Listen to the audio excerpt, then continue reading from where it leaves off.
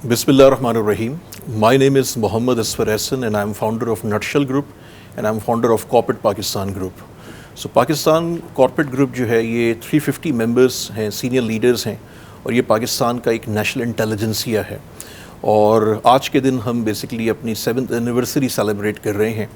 تو جو پاکستان کو درپیش چیلنجز ہیں, جو پاکستان کی اپرچونیٹیز ہیں, جو اس وقت ملک 2022 میں جن کرائسس کا شکار ہے یا جو اپرچونیٹیز ہماری اویلیبل ہیں, جو ایمرجنگ نیشنل ایشوز ہیں, جو جیو پولیٹیکل افیئرز ہیں, from Russia Ukraine war to USA, China, India, Middle East, and جو پاکستان میں education, investment, charter of economy, اس حوالے سے آج ہم نے اس نشست کا اہتمام کیا ہے. We are sitting at the presidency in Islamabad اور آج کا جو ایجنڈا ہمارا ہے وہ ایک کینڈیڈ بٹ ایک اکیڈمک ڈائلاگ ہے with president of Islamic Republic of Pakistan his excellency doctor Arif Alvi. آپ کا بہت شکریہ ڈاکٹر صاحب کہ آپ نے ہمیں ٹائم دیا. اور یہ پہلا سوال ہمارا جو ہے وہ چارٹر آف اکانومی پہ ہے کہ جو ملک کی اس وقت اوور آل سچویشن ہے, پچھلے اگر ہم 2 دہائیوں سے دیکھیں جو اپرچونیٹیز تھی, جن ایشوز پہ اکنامک ریفارمز پہ کام ہوا, تو کارپوریٹ پاکستان گروپ کے جو ممبرز ہیں, جو سارے زیادہ تر بزنس کمیونٹی کے لوگ ہیں, کارپوریٹ سیکٹر کے لوگ ہیں, انٹیلیجنسیا ہے, ہم سب کا ایک چیز پہ یونانیمس ایگریمنٹ ہے کہ چارٹر آف اکانومی پہ سب پولیٹیکل فورسز کو کام کرنا چاہیے. تو being a head of a state as president of Islamic Republic of Pakistan, آپ کا اس پہ کیا ویو ہے اور اس پہ آپ کی کیا ایفرٹس ہیں یا کیا رول آپ اس وقت پلے کر رہے ہیں یا کر سکتے ہیں کہ جہاں پر پولیٹیکل فورسز اور جو اکانومسٹ ہیں, جو کنسرن اسٹیک ہولڈرز ہیں, وہ ایک ٹیبل پہ بیٹھ کے چارٹر آف اکانومی کے لیے کام کریں؟ میرا خیال یہ کہ جو نان پولیٹیکل تھنکنگ ہوتی ہے نا, اس کے لیے بڑا آسان ہے یہ طے کرنا کہ جی ایک ٹیبل پہ بیٹھ کر ساری باتیں کر لو. اور میں تو کراچی کا رہنے والا, اور کراچی کے اندر مجھ سے لوگ بار بار یہ کہتے تھے کہ یار آپ لوگ اور MQM بیٹھ کر سارے معاملات حل کیوں نہیں کر لیتے. دیر is a poles apart thinking ہے, ڈائریکشن ہے, ویسٹڈ انٹرسٹ ہے. تو کہنا آئیڈیلسٹکلی بڑا آسان ہے کہ کوئی بھائی بیٹھ جاؤ چارٹر پھر دماغ اکانومی پر سائن کر دو. Doesn't happen, will not happen. لہٰذا دس از این ایلیوزو ڈریم کہ جی کوئی چارٹر اکانومی بڑا اچھا ہے اخبارات کے لیے اور گفتگو کے لیے. جو پالیٹکس ہے جو راستہ نکالتی ہے, اس کے اندر جو ویسٹڈ انٹرسٹ بھی ہیں, جو اپنی سوچ ہے, صرف ویسٹڈ انٹرسٹ نہیں, اپنے ڈفرینٹ ڈائریکشنز ہیں. یعنی ایک زمانہ تھا آج سے 40-50 سال پہلے کہ سوشلزم کا ایک ڈائریکشن تھا, that was good thinking. Capitalism کا ایک ڈائریکشن تھا, that was good thinking, but ایک بیٹل تھی آئیڈیالوجیز کی. تو اسی حوالے سے پاکستان کے لیے, معیشت کے لیے کیا ہونا چاہیے, میرے پاس سب اتفاق کرتے ہیں. کوئی جو گورنمنٹ کی پالیسیز ہیں وہ اصل میں راستہ طے کرتی ہیں. تو میں یہ سمجھتا ہوں کہ بہترین کام یہی ہونا چاہیے جمہوریت کے اندر کہ ایشوز پر ووٹ ڈالے جائیں اور ایشوز پر لوگوں کو الیکٹ کیا جائے. اور ٹائم لگے گا, اچانک تو نہیں ہوگا.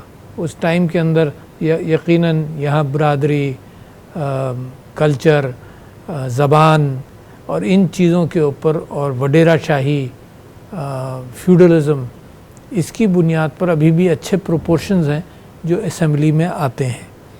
اور اسمبلی ایک پارلیمانی نظام کے ہوتے ہوئے ایک اچھا مکس ہے, مگر ایک اس کے اندر ایک ہیومن تھنکنگ کا ایک فلا ہے. وہ فلا یہ ہے کہ میرا اسمبلی میں الیکٹ ہونے کے لیے میرا لوگوں سے تعلق, لوگوں سے ہاتھ ملانا, لوگوں سے محبت رکھنا, لوگوں کے ساتھ میل جول, اس بنیاد پر مجھے ووٹ ملتے ہیں. جب میں اسمبلی میں آتا ہوں تو مجھے اسی اسمبلی کے اندر مجھے لیجسلیشن کرنا ہے, مجھے ان ساری چیزوں پر سوچنا ہے. وہ میرا سکل سیٹ نہیں ہے مثال کے طور پر.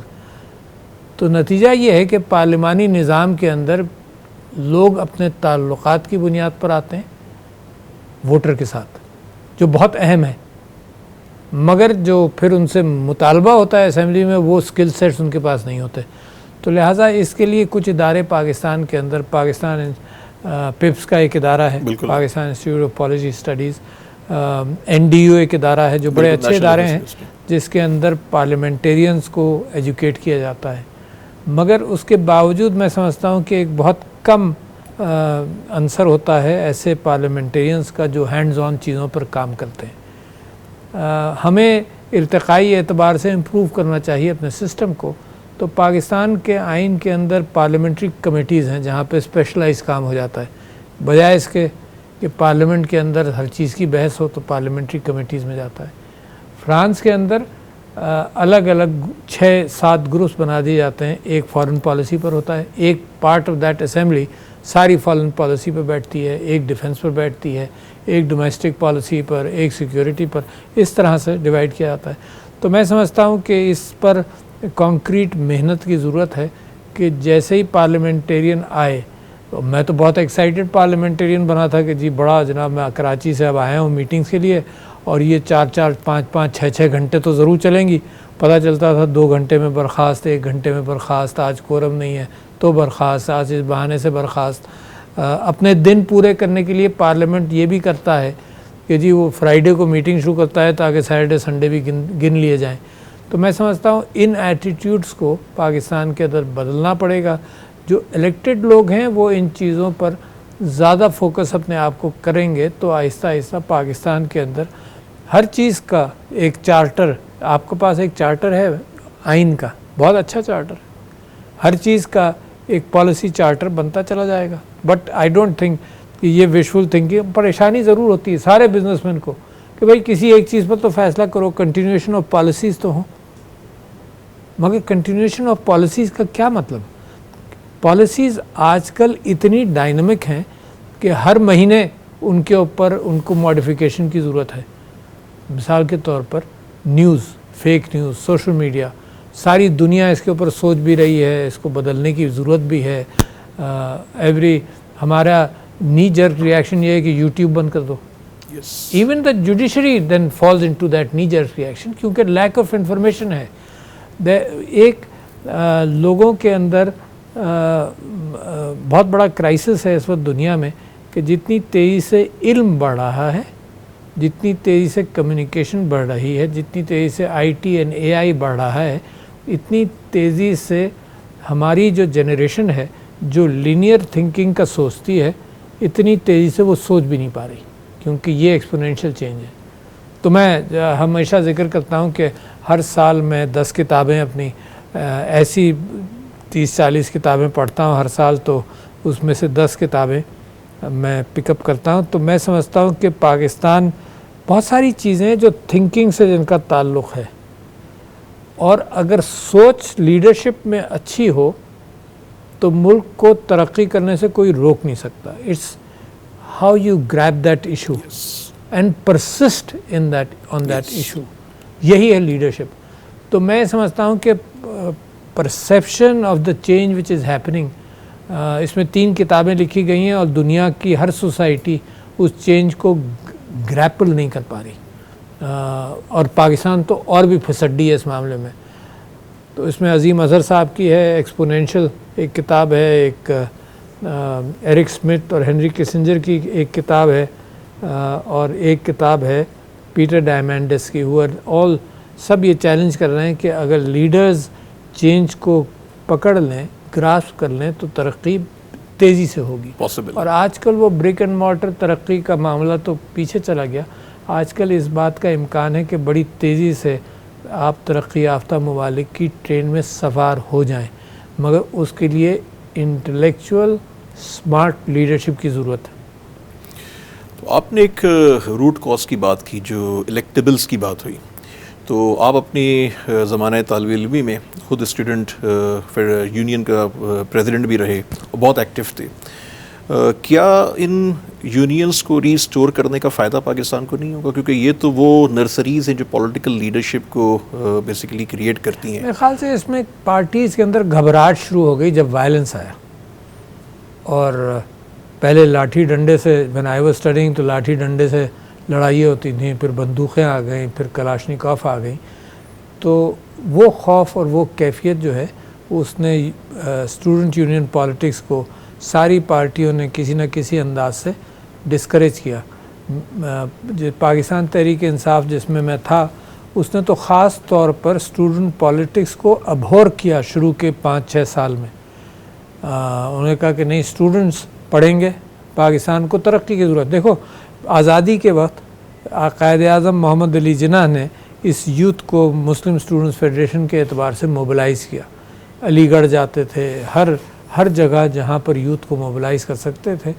جیسے جنگ ہو جائے تو جنگ کے اندر ہر آدمی کام کرنے لگتا ہے, چاہے اس کا ڈیفنس سے تعلق ہو نہ ہو, سول ڈیفنس کرنے لگتا ہے. اس وقت پاکستان کو, I am not discouraging student unions, میں یہ کہہ رہا ہوں کہ اس وقت پاکستان کو تعمیر اور ہیومن ریسورس کی بڑی سخت ضرورت ہے. اب اسٹوڈنٹس یونین آف کورس ایک بہت بڑا پولیٹیکل ٹریننگ گراؤنڈ بھی بنتا ہے, مگر یہ کہ ہم اپنے کیوس میں جب دہشت گردی پاکستان میں آئی, جب یہ ہمارا ایتھنک اینڈ لنگوسٹک سوچ بڑھی, تو اس کے اندر بہت سیٹ بیک ہوا کہ کانفلکٹ جو ہے وہ اس سٹیج سے شروع ہوا جس سٹیج پر میچورٹی کی کیفیت پیدا ہوتی ہے. اس وقت there is a recent study in Scientific American کہ سب سے زیادہ ایبزاربنگ اور لائف کو سمجھنے والی سٹیج اور فیک نیوز کو بھی ایبزارب کرنے والی سٹیج اور فریش نیوز کو بھی ایبزارب کرنے والی سٹیج 14 سے 18 سال تک ہے, جب دماغ بنتا ہے.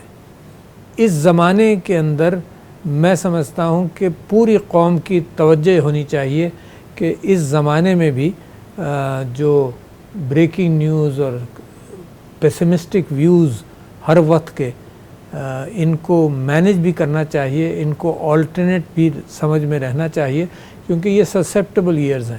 تو لہٰذا میں اس میں ہوں کہ فوکس قوم کا, لیڈرشپ کا, پارلیمنٹ کا تعلیم پر ہونا چاہیے. بہت بڑا گیپ ہے پاکستان میں, یعنی جتنی ہم بات کر لیں تعلیم پر, جتنی محنت کر لیں, اگلے 10 سال بہت بڑا ایشو ہے. ہمارے پاس تو غیر تعلیم یافتہ لوگ ہیں جن کے لیے ہم سوچتے ہیں ان کو سکلز دے دی جائیں, جو میڈیوکر تعلیم یافتہ ہیں ان کو ذرا سا بہتر سکلز دے دی جائیں, جو پڑھے لکھے ہیں میٹرک اور انٹرمیڈیٹ ان کو بہتر سکلز دی جائیں, اور ہیومن ریسورس کا ایسوسیٹ ڈگری اور BS لیول پر زیادہ اہتمام ہو. Numbers are pessimistic, the focus of the country is on other things. Numbers اتنے پیسمسٹک ہیں کہ پاکستان میں, ایک مثال دے رہا ہوں ایک سیکٹر کی, IT گریجویٹس ایک سال میں 27,000 28,000 ہیں. انڈیا میں IT گریجویٹس ایک سال میں 8 لاکھ ہیں. کس کا مقابلہ کر رہے ہیں آپ؟ مطلب آپ صرف شور شرابہ اور تقریریں کر کر دنیا میں کامیابی تو نہیں ملتی. کامیابی ملتی ہے ان ذہنوں سے جو آپ کی تعمیر کے پلرز بنتے چلے جاتے ہیں. اتنا بڑا یوتھ بلج ہے اور ہم we are not handling it well. تو we should be, government policies اچھی ہیں, اس کے اوپر سو کیا جائے مگر زیادہ پیشن سے کیا جائے. اس پہ ہمارا جو موقف ہے وہ یہ ہوتا ہے کہ پاکستان کو جو سب سے بڑا تھریٹ ہے وہ نہ تو انڈیا سے نہ کسی اور کنٹری سے. اصل جو تھریٹ ہے وہ جو 25 million out of school kids ہیں آج, وہ پاکستان کا سب سے بڑا تھریٹ ہے.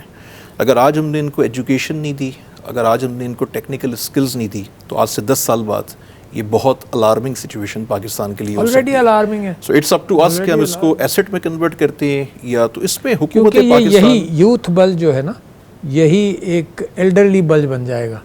تو یہ یوتھ بلج کو اگر ہم نے کام پر نہیں لگایا, اور خواتین بلج ہے جن کو ہم نے as different from Islamic teachings کے بی بی ختیجہ بھی واز اے بزنس وومن, اس ٹیچنگ سے بھی ہٹ کر ہم نے ان کو, ان کے کام کو, ان کے معاشرے میں پبلک سپیس کو محدود کیا ہوا ہے. تو یہ 2 بلجز ہیں جس میں تعلیم اور ہیومن ریسورس ڈیولپمنٹ کی بڑی سخت ضرورت ہے. اچھا سر, اپرچونیٹیز تو بہت ہیں پاکستان کی. میں نے خود انویسٹمنٹ بورڈ میں کام کیا اور لرننگ یہ تھی, اور لرننگ کیا تھی, بالکل فیکچول گراؤنڈ یہ تھا کہ ہر انڈسٹری میں کئی بلین ڈالرز کی انویسٹمنٹ اپرچونیٹی ہے, اور اس پہ بہت ساری ریفارمز بھی ہوئیں. ایک اس میں آپ کا بھی بڑا رول تھا, آپ نے بڑا سپورٹ کیا. مارچ 2022 میں جو ایک انوگریشن سیریمنی آسان کاروبار کی یہاں پہ ہوئی, جس میں ہم نے 125 ریفارمز فار SMEs انٹروڈیوس کی, اور بہت ساری کنٹریز کے ساتھ جو ہم نے پرسنلائز ریلیشن شپ ڈیولپ کیا. انفارچونیٹلی وہ چیزیں مٹیریلائز نہیں ہوتی. اور ایون فورن ڈائریکٹ انویسٹمنٹ تو ایک جگہ, لیکن ہمارے جو ایگزسٹنگ انویسٹرز ہیں, چاہے وہ لوکل ہیں چاہے وہ فورن انویسٹرز ہیں, وہ پریشانی یا مشکلات کا شکار ہیں. ہر 6 مہینے میں FBR کا ایک نیا پالیسی آ جاتی ہے. تو یہ وہ ساری مشکلات ہیں جس وجہ سے پاکستان میں جو انویسٹمنٹ کلائمیٹ ہے وہ بہت زیادہ بڑھ نہیں پا رہا, ڈسپائٹ ہیوج پوٹینشیل. اس پہ بہت سارا کام ہوا ہے, پر لگتا ہے کہ ایک دفعہ پھر سسٹم ڈیریل ہو رہا ہے. آپ کا اس پہ ایز ہیڈ آف اسٹیٹ کیا ویو ہے؟ نہیں, میں سمجھتا ہوں کہ یہ ڈائریکشن ہمیں پکڑنا چاہیے اور ارتقائی اعتبار سے حالات بہتر ہوں گے. پاکستان نے سفر کیا دہشت گردی سے. لوگ میٹنگ بھی نہیں کرتے تھے پاکستان آ کر, کہتے تھے دبئی آ جاؤ. جو میٹنگ کرنے کے لیے تیار نہیں, وہ پاکستان میں کاروبار کیسے سیٹ اپ کرے گا؟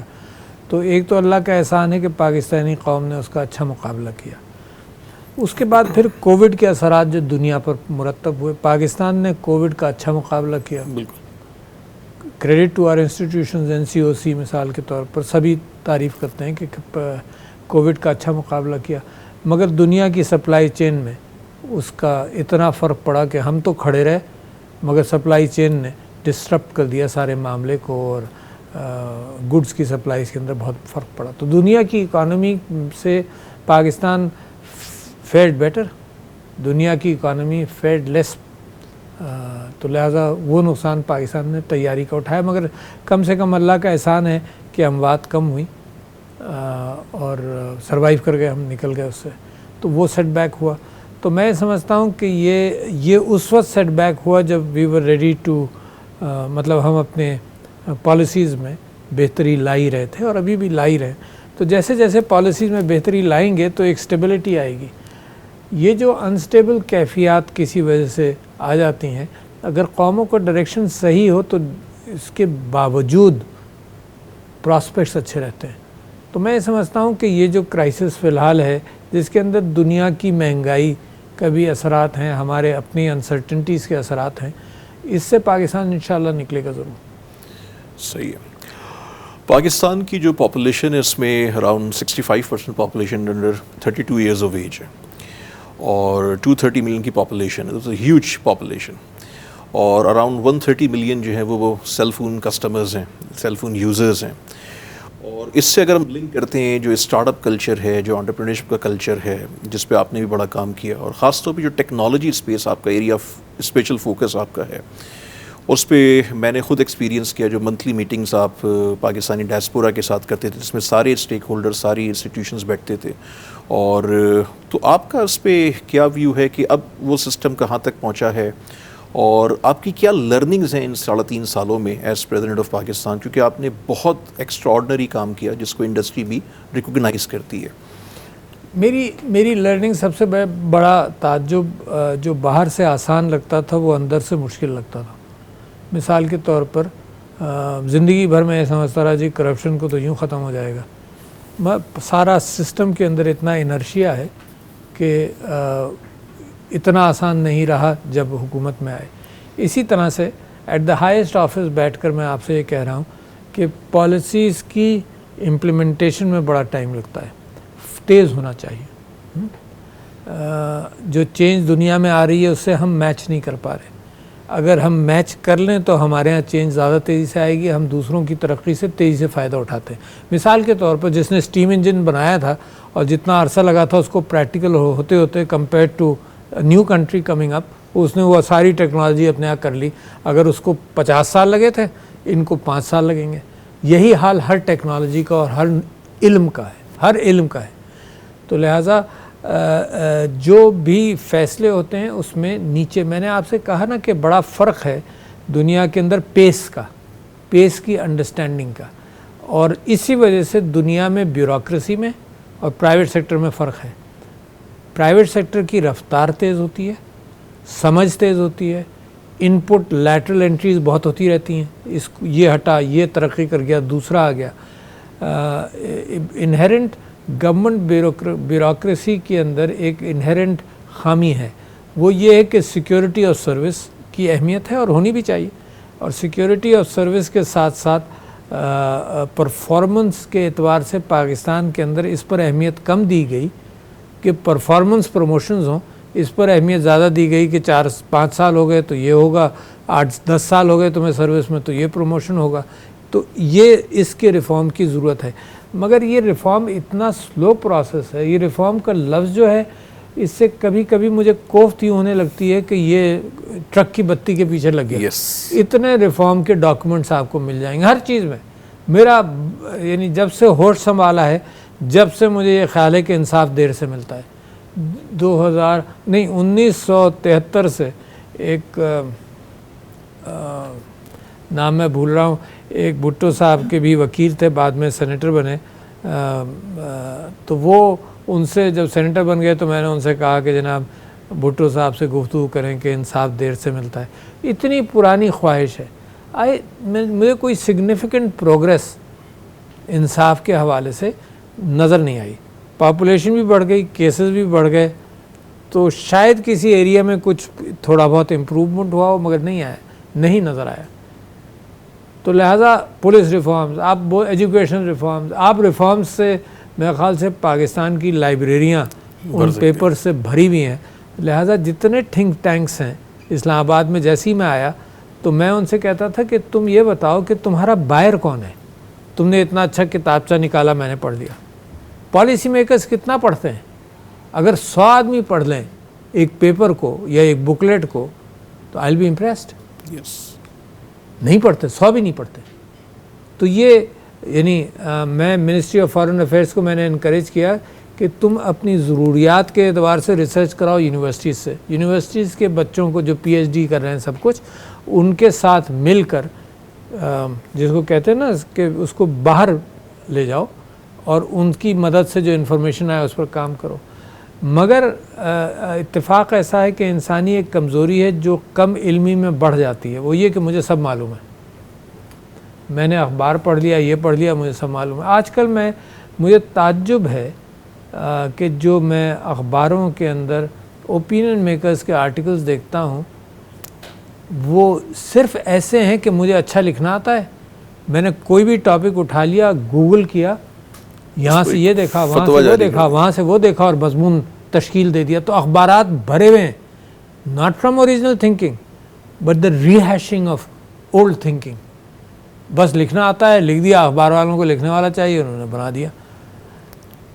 تو یہ میں سمجھتا ہوں میں بالکل سٹرکچرل بات کر رہا ہوں آپ سے, یہ ٹیمپریری پولیٹیکل بات نہیں کر رہا ہوں. بالکل صحیح. یہ میں لانگ ٹرم سٹرکچرل بات کر رہا ہوں کہ دا فوکس لیڈرشپ کا اور پولیٹیشنز کا ان چیزوں کی طرف مزید بڑھنا چاہیے. ہے اگر آپ پاپولیشن کی بات کریں تو سارے پولیٹیشنز, ساری گورنمنٹس پچھلے 10 سال سے, 15 سال سے, 50 سال سے فوکس کرتی ہیں. اینڈ رزلٹ کیا ہے؟ اور پاپولیشن کی آپ کو مثال دے دوں, میں آیا اور مجھے پرائم منسٹر صاحب Imran Khan ex prime minister نے کہا کہ جن پاپولیشن ٹاسک فورس کو آپ ہیڈ کر لیں. میں نے اس کو ہیڈ کرنا شروع کیا. 1 سال 2 سال تو ہم اسی میں لگ رہے کہ علماء کو آن بورڈ لیں, یہ سوچ کر کہ سب سے بڑی ریزسٹنس وہ ہیں. آئی فائنلی ریئلائز یار لوگ بچے پیدا کرتے ہیں مولوی صاحب سے پوچھ کر نہیں. There are 9 million pregnancies in a year, اس میں سے آدھی, آل اسٹیٹسٹکس کہتی ہیں کہ آدھی پریگننسیز انوانٹیڈ ہیں. اس کا مطلب کہ جو کنٹراسیپٹیوز ہیں وہ ان تک نہیں پہنچے. اس کا مطلب یہ کہ وہ مولوی صاحب کو چھوڑو ہے یار, جو immediately you can halve your birth rate, immediately you can halve your birth rate if you make sure کہ contraceptives جہاں unwanted pregnancies ہیں ان کو مل جائیں. تو بعض چیزوں پر, اور یہ میرے لیے بڑی سرپرائز کی بات تھی, when I came to that conclusion, it wasn't fed to me. میں نے سب سے کہا, میں نے سارے ہیلتھ منسٹری سے کہا کہ یار stop focusing on the wrong direction. جی وہاں کیا ہوا, مصر میں کیا ہوا, علماء نے کیا کیا, بنگلہ دیش میں کیا کیا. یہ پاپولیشن کا ایک تو ڈیموگرافک چینج آتا ہے کہ جیسے معیشت چڑھتی ہے نا تو people start producing less children because ان کو سیکیور کرنے لگتے ہیں جتنے ہیں.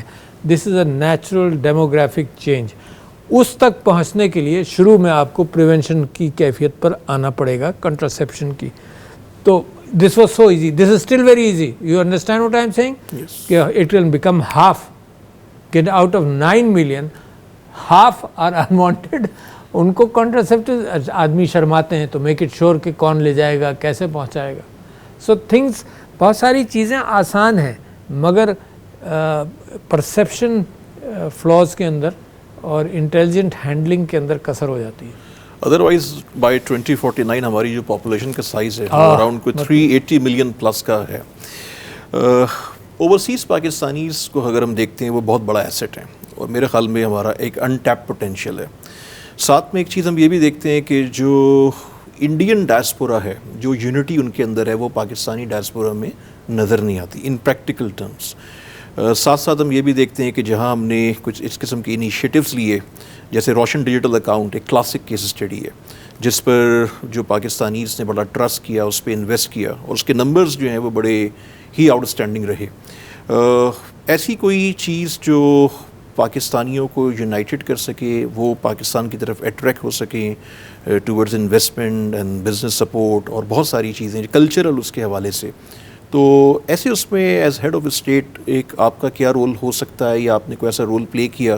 اور ساتھ میں یہ جو لوگوں کے اندر جو یونٹی ہے اس کے لیے ایک ایسا پلیٹ فارم پاکستان سے, ایک پریزیڈنٹ ہاؤس ایک ایسا پلیٹ فارم ہے جو رول پلے کر سکتا ہے, اس پہ آپ کے کیا ویو ہے؟ نہیں, میں ڈائسپورا کے حوالے سے تو میں یہ سمجھتا ہوں کہ جتنے پاکستانی باہر ہیں ان کا دل پاکستان سے لگا ہوا ہے. دس از آر میجر لاس کہ ہم نے اپنے able bodied, able thinkers and culturally very finessed people, جن کو تہذیب اور تمدن کا بھی اندازہ تھا اور جن کے اندر ایک جذبہ پاکستانیت تھا, ہم نے ان کو, جن کو تعلیم دی. ایک تو یہ تعلیم دینا اتنا ایکسپینسو ہے پاکستان میں, تعلیم دے کر ہم نے ان سب کو ایکسپورٹ کر دیا دوسرے ممالک میں, سیٹل ہو گئے, ڈوئل نیشنلز بن گئے. کمال ہے یار, اتنا بڑا یعنی ہیرے ہم نے تراشے, ان کو تربیت بھی دی, یعنی گڈ بیہیویئر, محبت, سب کچھ, تعلیم دی, اور 20-30 سال ہم ان کو ایکسپورٹ کرتے رہے. واٹ اے شیم. میں سمجھتا ہوں کہ اتنا ویسٹ آف ہیومن کیپٹل ہے جو Pakistan went through that. Bad planning ہے نا, یہ دیٹ اسٹارٹس فرام دیر. اس کے بعد اب وہ جب وہاں ہیں, تو جب میں سیکرٹری جنرل تھا اپنی پارٹی کا, تو میں جب جاتا تھا تو میں ان سے کہتا تھا کہ تمہارا پیسہ ہمیں نہیں چاہیے.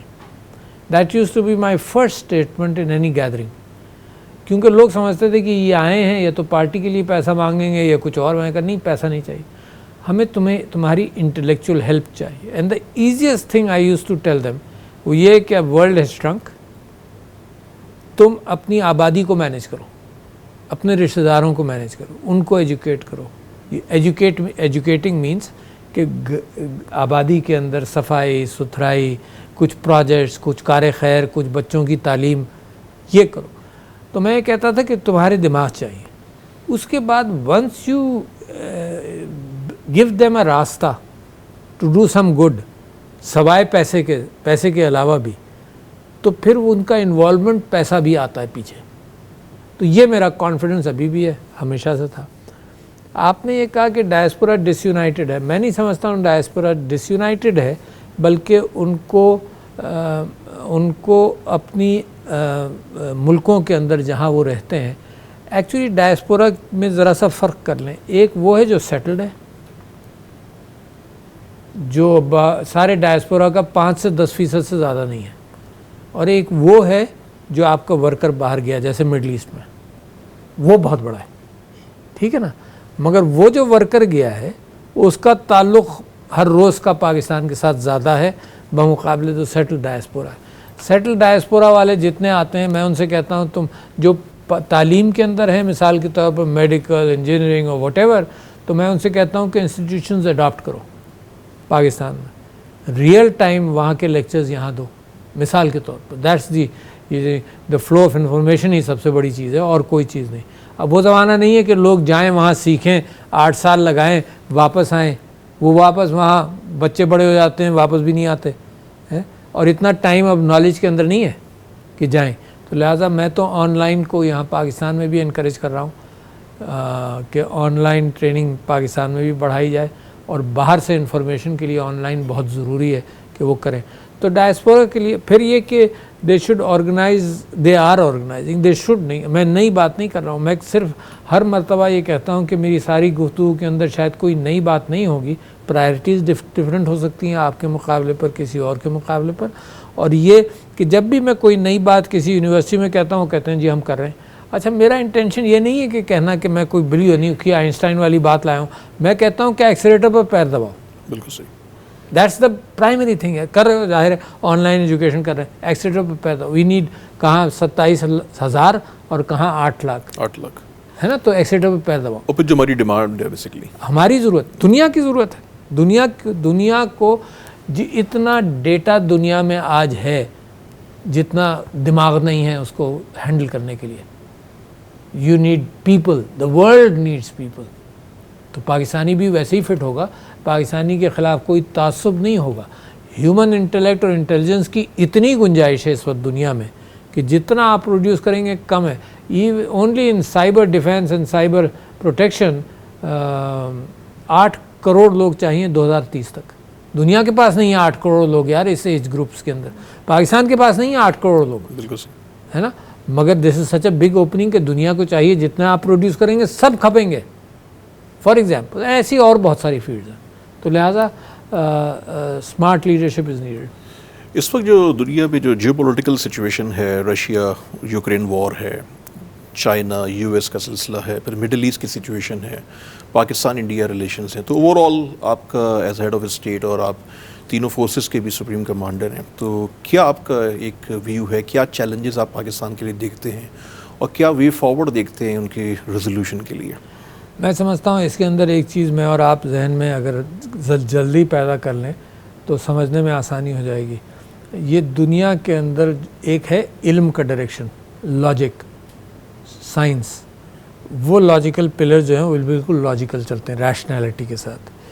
جہاں ہیومن ڈیسیشن میکنگ آتی ہے وہاں پر ارریشنلٹی کا امکان بھی بڑھ جاتا ہے، جس میں ہیٹریڈ، بائسز، فوبیاز، چاہے وہ یہودیوں کے خلاف ہو، کرسچن یورپ کو، یا مسلمانوں کے خلاف ہو اسلامو فوبیا کے نام سے، یا امریکہ کو پہلے روس کے ساتھ ہو کولڈ وار میں، یا اب چائنا کے ساتھ ہو. تو یہ دیز آر ہیومن فوبیاز اور ہیومن فریلٹیز ہیں. ٹرسٹ نہیں ہے. یہ چھپ کر کچھ کر رہا ہوگا، یہ چھپ کر بم بنا رہا ہوگا، یہ چھپ کر یہ کر رہا ہوگا. تو دنیا ایسے ہی چلے گی. ایک فرسٹ ورلڈ وار تھی، کوئی 6-7 کروڑ لوگ مرے یورپ میں. سیکنڈ ورلڈ وار بھی انادر 8-10 کروڑ لوگ مرے یورپ میں. پھر یونائٹڈ نیشنز بنی. یہ اور آج مجھے خیال آتا ہے کہ یونائٹڈ نیشنز کی پرائمری کیفیت یہ تھی کہ یورپ میں جنگ نہ ہو. یورپ میں صرف وہاں تک ضرور کہ سریبرینیکا مسیکر ہو، تو کیونکہ مسلمان تھا تو وہاں 8,000 لوگ 2 دن میں مار دیے گئے. تو دیر از اے بلائنڈ اسپاٹ ہم انسان کے ذہن میں ہوتا ہے. اپنوں کے اعتبار سے حساسیت زیادہ ہوتی ہے اور دوسروں کے اعتبار سے دل پتھر ہوتے ہیں، کمپیریزن نہیں ہوتا.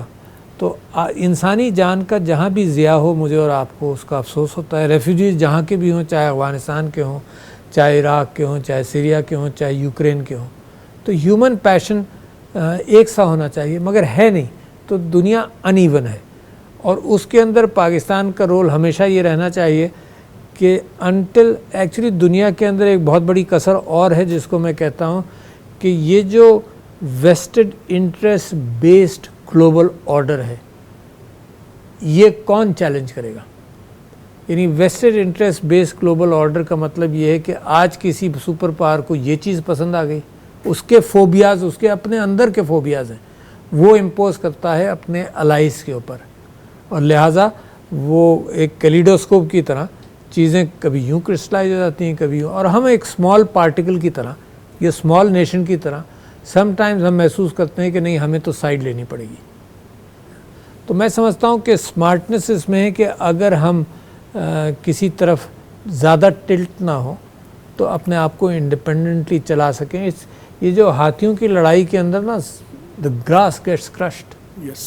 So if we can manage that اچھا اس مینجمنٹ کے اندر آپ کی اپنی معیشت کے اور آپ کے اپنے گھٹنے ہیں. اگر آپ کے پاس گھٹنے نہیں ہیں تو آپ مینیج کیا کریں گے؟ You have to stand. اچھا اسٹینڈ کے لیے معیشت کو گھٹنے اور ایک خودداری قوم کی. وہ فرانسس فوکویاما نے کتاب لکھی دی اینڈ آف ہسٹری. اس نے کہا بالکل جناب 2 چیزیں طے ہو گئیں. ایک ریشنل تھنکنگ کے حوالے سے ڈیموکریسی کے لوگ مشورہ کریں گے، طے ہو گیا. ڈفرینٹ ڈیموکریسی، پریزیڈینشل، یہ پارلیمنٹری. اور دوسرے پیٹ کے لیے کیپٹلزم طے ہو گیا. تو لہٰذا ہسٹری اب ختم ہو گئی، اب یہی ماڈیفائی ہو کر امپروو ہوتے رہیں گے. تو سیموئل پی ہنٹنگٹن نے کلیش آف سویلائزیشن میں لکھا کہ نہیں، ایک تیسری چیز ہے، وہ ہے پیشن. وہ ہے تھائموس، سوکریٹیز کے زمانے کا تھائموس کے لوگ جو سویلائزیشن کی کلیش ہے وہ آئیڈینٹی وائز ہے. مسلمانوں کی آئیڈینٹی ہے، مسیحیوں کی آئیڈینٹی ہے، زبان کی آئیڈینٹی ہے، ریس کی آئیڈینٹی ہے، افریقہ کی آئیڈینٹی ہے. تو یہ کلیشز چلتے رہیں گے کیونکہ اس ریشنل تھنکنگ میں ہم انسان کی آئیڈینٹی بھی ڈالتے ہیں. تو یہ آئیڈینٹی قوموں کو بنا بھی دیتی ہے، اور یہ آئیڈینٹی کے اندر اگر فوبیاز اور ہیومن ایموشنز ڈالیں تو قوموں کی خرابی کا امکان بھی بڑھ جاتا ہے. سر ایک چیز جو ہم پینفلی آبزرو کر رہے ہیں کہ ہماری سوسائٹی میں جو پولرائزیشن ہے وہ بہت تیزی سے بڑھتی جا رہی ہے، اور یہ پاکستان کے لیے یا اوور آل ایک یونٹی کے پوائنٹ آف ویو سے اچھی چیز نہیں ہے. تو پریزیڈنٹ آفس اس حوالے سے کیا رول پلے کر سکتا ہے، یا کوئی رول آپ اس پہ آلریڈی پلے کر رہے ہیں؟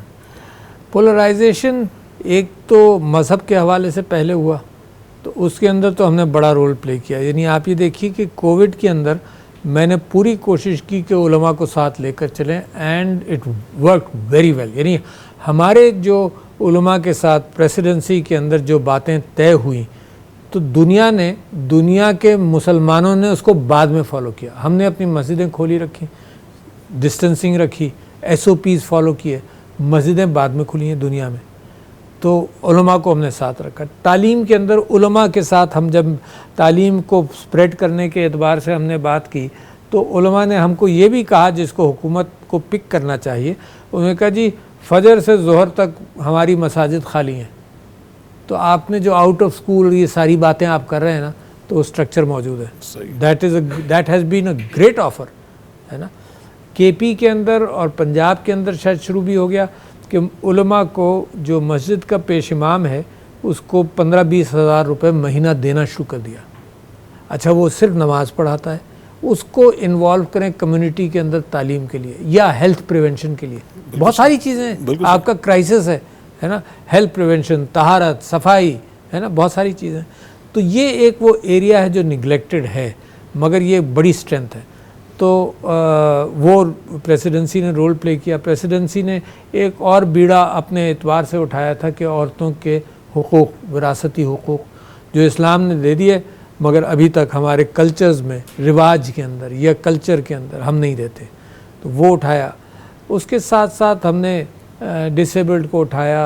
بہت ساری چیزوں کو ہم اٹھاتے رہے، and we tried to provide leadership. اچھا دیکھیے، کاز پر لوگوں کو اکٹھا کرنا زیادہ آسان. پولرائزیشن کو ڈائریکٹلی میں کسی طرح سے کروں تو بالکل عجیب سی کیفیت ہے کہ یار جو پولرائز تھنکر ادھر ہے، جو پولرائز تھنکر ادھر ہے، ان کو میں ان کی پولرائزیشن کم نہیں کر سکتا، مگر جو لیس پولرائزڈ ہے ان کو کوئی ٹاسک ملک کے حوالے سے اور اپنے سیٹسفیکشن کے حوالے سے دی جا سکتی ہے. اس کے لیے میرے خیال سے کوشش ہوتی رہی. بذات خود یوتھ کے لیے لرننگ ٹاسک، مثال کے طور پر prime ministers digital skills program ہے جو 24 لاکھ لوگوں نے لیا. 24 lakh, it's a huge figure. اس کے اندر سے PhDs نے بھی لیا، اور اس میں انٹری لیول کوئی نہیں تھا، مفت ہے، 6 مہینے کا ہے. بہت سارے پروگرام اس کے اندر، AI ہے، فری لانسنگ ہے، کریٹو رائٹنگ بھی ہے، 8-10 پروگرامس. 24 لاکھ لوگوں نے لیا. کتنا بڑا، امیجن کریں کتنے خاندان ہوں گے. 24 لاکھ لوگوں نے اگر لیا تو اس کو ملٹیپلائی کر لو، کم سے کم 6 سے کرو گے تو 3 کروڑ فیملیز کے لوگوں نے اس کو ٹچ کیا ہے. اس میں سے کچھ $1 لاکھ، $1.5 لاکھ بھی بنانے لگے. کیوں؟ کیونکہ یہ جو سکلز ہیں یہ باہر سے آپ نے کام لیا اور باہر ہی بھیج دیا. تو بڑی اپارچونیٹیز ہیں اس وقت ڈائنامزم کی، اسٹارٹنگ فرام دا یوتھ، اور formal brick and mortar educational system کو بریک کر کے، یعنی یہ ایک باٹل نیکس ہیں، ہے نا. باٹل نیک یہ ہوتا ہے کہ یہ اثاثہ بہت ہے مگر باٹل نیک سے نکلے گا کم، ہے نا. تو یہ باٹل نیکس بریک کرنے کے لیے نئی ٹیکنالوجی کے علاوہ کوئی سلوشن نہیں ہے اس کرائسس میں جو پاکستان ہے. بہت سارے سوالات میرے ذہن میں، لیکن وقت کی کمی ہے، تو بس آخری میں آپ سے بات یہ پوچھنا چاہوں گا کہ 2047 میں 100 ایئرز ہم کمپلیٹ کریں گے. آپ کیا ویژولائز کرتے ہیں پاکستان، کیسا پاکستان ہوگا، اور اس کے لیے پاکستان کو کیا میجر ریفارمز کرنے ہوں گے یا میجر انیشیٹوز لینے ہوں گے کہ ہم اس ڈائریکشن پہ چل کے اس منزل کو حاصل کر سکیں؟ ہاں، میں سمجھتا ہوں کہ آئی ایم فارگیٹنگ ایسیموگلو اور رابنسن کی ایک کتاب ہے، ٹائٹل میں بھول رہا ہوں، ان مائی 10 بیسٹ بکس لاسٹ ایئر، یہ اس سے پہلے وائی نیشنز فیل، اور ایک کمپیریزن بڑا اچھا ہے کہ کون سی قومیں ترقی کرتی ہیں کون سی نہیں کرتی ہیں. اور ساؤتھ کوریا، نارتھ کوریا کا آپ ایگزامپل لے لیں، بہت سارے ریفرنسز میں آپ کو دے سکتا ہوں. افریقہ کے اندر دریا کے اس طرف کوئی اور حکومت ہے، دریا کے اس طرف کوئی اور حکومت ہے، there is a world of a difference.